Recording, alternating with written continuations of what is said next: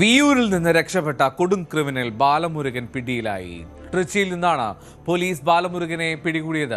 പ്രതിയെ തെങ്കാശി കോടതിയിൽ ഹാജരാക്കി. നവംബർ 3-ാം തീയതിയാണ് ബാലമുരുകൻ തമിഴ്നാട് പോലീസ് കസ്റ്റഡിയിൽ നിന്നും രക്ഷപ്പെടുന്നത്. 5 കൊലക്കേസ് ഉൾപ്പെടെ 53 കേസുകളിലെ പ്രതിയാണ് ബാലമുരുകൻ. ഡാനി പോൾ ചേരും. ഡാനി, അങ്ങനെ കുറേ നാളത്തെ അന്വേഷണമാണല്ലോ, അത് കേരള പോലീസിൻ്റെയും തമിഴ്നാട് പോലീസിൻ്റെയും എല്ലാവരെയും നോക്കൂത്തിയാക്കി ബാലമുരുകൻ്റെ രക്ഷപ്പെടലായിരുന്നു. എങ്ങനെയാണ് പിടികൂടിയത്? എവിടെ നിന്നാണ് എപ്പോൾ ഇനി കേരളത്തിലേക്ക് കൊണ്ടുവരുമോ?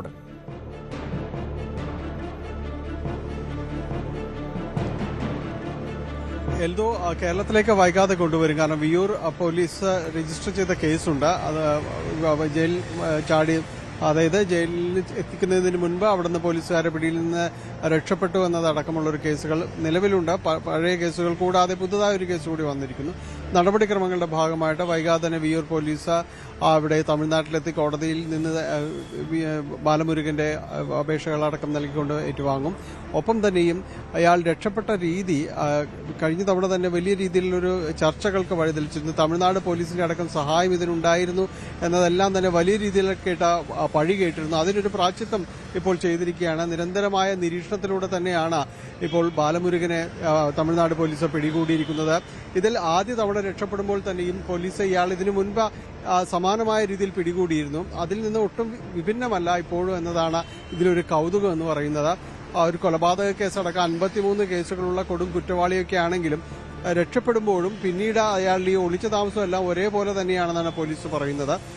മോഷ്ടിച്ചെടുത്ത ബൈക്കിൽ രക്ഷപ്പെടുകയാണ് ഇയാളുടെ ഒരു പതിവ് രീതിയായിട്ട് പറയുന്നത്. അത് തന്നെയായിരുന്നു തൃശ്ശൂരിലും ഉണ്ടായിരുന്നത്. മോഷ്ടിച്ച ബൈക്കുമായിട്ട് കടന്നു കളയുന്നു എന്ന് തന്നെയാണ് പോലീസ് കരുതുന്നത്.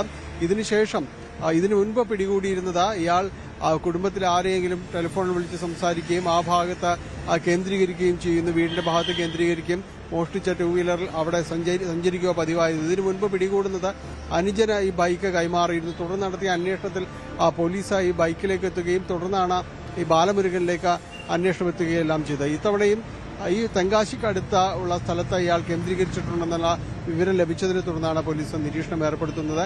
അവിടെ നടത്തിയ വാഹന പരിശോധനയിലാണ് ഇരുചക്ര വാഹനവുമായിട്ട് ഇയാളെ പിടികൂടുകയും ചെയ്യുന്നത്. ഏതായാലും അറസ്റ്റ് രേഖപ്പെടുത്തിയിട്ടുണ്ട്. ഇയാളെ കോടതിയിൽ ഹാജരാക്കി നിലവിൽ റിമാൻഡ് ചെയ്തിരിക്കുകയാണ്. ഇനി വിയ്യൂർ പോലീസ് അതിന്റെ തുടർ നടപടികൾക്ക് വേണ്ടി തമിഴ്നാട്ടിലേക്ക് പോകും. തമിഴ്നാട് രജിസ്റ്റർ ചെയ്ത ക്രൈം പ്രകാരമാണ് ഇയാളെ വിയ്യൂരിൽ നിന്ന് പോലീസ് അങ്ങോട്ട് കൊണ്ടുപോകുന്നത്. തമിഴ്നാട് പോലീസ് കൊണ്ടുപോകുന്നു. അവിടുത്തെ തെളിവെടുപ്പുകൾ പൂർത്തിയാക്കിയ ശേഷം തിരിച്ചെത്തിക്കുകയും ചെയ്യുന്നത്. തിരിച്ചെത്തിക്കുമ്പോൾ വിയ്യൂർ ജയിലിൽ എത്തുന്നതിന് മുൻപായിരുന്നു ഇയാൾ പോലീസുകാരുടെ പിടിയിൽ നിന്ന് ചാടി രക്ഷപ്പെടുന്നത്. അന്ന് വലിയ ആരോപണം ഉയർന്നിരുന്നതും പിന്നീട് അത് ശരിവെക്കുകയും ചെയ്തിരുന്നത് ഇയാളെ കയ്യാമം വെച്ചിരുന്നില്ല. ഒരു പ്രതിയെ കൊണ്ടുപോകുമ്പോൾ പാലിക്കേണ്ട പ്രോട്ടോകോൾ ഒന്നും തന്നെ ഉണ്ടായിരുന്നില്ല. ഇയാളെ CCTV ദൃശ്യങ്ങൾ ഇയാൾ വളരെ സ്വതന്ത്രനായി നടക്കുകയും ഇവർക്കൊപ്പം ഭക്ഷണം കഴിച്ച് നീങ്ങുന്ന ദൃശ്യങ്ങളുമെല്ലാം തന്നെ പുറത്തു വരികയും ചെയ്തിരുന്നു. അവർക്കിടയിൽ നിന്നാണ് ഇയാൾ രക്ഷപ്പെടുന്നത്. പിന്നീട് വളരെ വൈകിയാണ് കേരള പോലീസിനെ പോലും ഈ വിവരം അറിയിക്കുകയും ചെയ്യുന്നത്. എന്തായാലും ഇപ്പോൾ ബാലമുരുകൻ അറസ്റ്റിലായിരിക്കുന്നു. ഇനിയിപ്പോൾ വിയ്യൂർ പോലീസ് തുടർ നടപടികൾ സ്വീകരിക്കുന്നു. ശരി ഡാനി, ബാലമുരുകൻ വലിയ കണ്ണിങ് ആയിട്ടുള്ളൊരു ക്രിമിനൽ കൂടിയാണ്. കാരണം അയാൾ ഓരോ സമയം അദ്ദേഹത്തിൻ്റെ ഭാവം മാറും, മുഖഭാവം മാറ്റും, മുടി ചില സമയത്ത് മൊട്ടയടിക്കും, അങ്ങനെ പലതരത്തിൽ ഇങ്ങനെ കബളിപ്പിച്ച് മുങ്ങുന്നതിൽ വിദഗ്ധനായിരുന്നു ബാലമുരുകൻ. കുറച്ച് നാൾ മുമ്പാണ് ഒരു പാറയിടുക്കിൽ അയാളെ കണ്ടെത്തിയത്. പക്ഷേ പോലീസിന് പിടികൂടാൻ കഴിഞ്ഞിരുന്നില്ല. ഏറ്റവും ഒടുവിൽ ഇപ്പോൾ പിടിയിലായിരിക്കുന്നു എന്നുള്ളതാണ് കാര്യം.